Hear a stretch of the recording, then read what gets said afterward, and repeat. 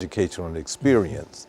But as I look back on that time at Howard University, with Dr. Martin Luther King's birthday becoming a holiday, I was at all of the protests from the time Stevie Wonder started it to the time that it finally went into fruition with that President Reagan of all people to make it come to be a birthday for Dr. Martin Luther King Jr.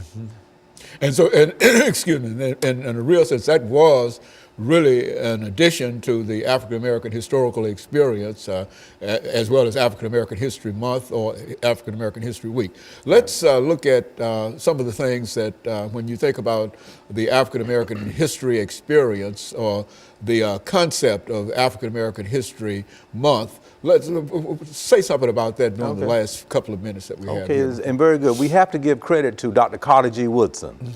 He was a noted scholar who was the second African-American to graduate from Harvard University, received his first 2 degrees from the University of Chicago, but was born in Virginia, whose father was a slave.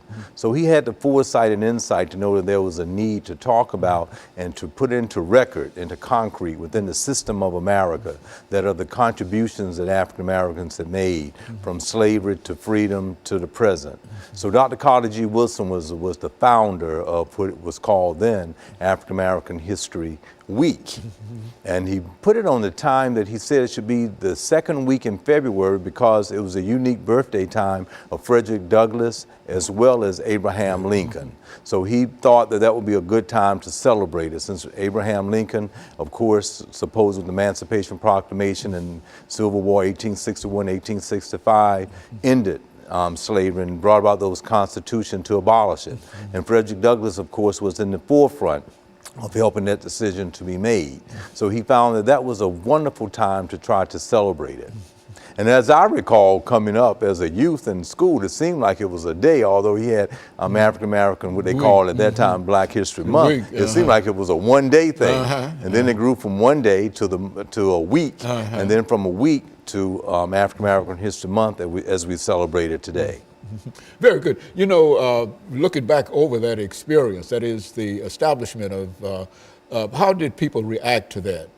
African Americans especially. Yeah, well, I think it was a time of celebration, a time of wanting to have that pride. But I think the problem was, and as Dr. Carter G. Woodson wrote in his book entitled The Miseducation of the Negro, he felt that not only did African Americans did not know about the history and contributions, that also the majority group didn't either.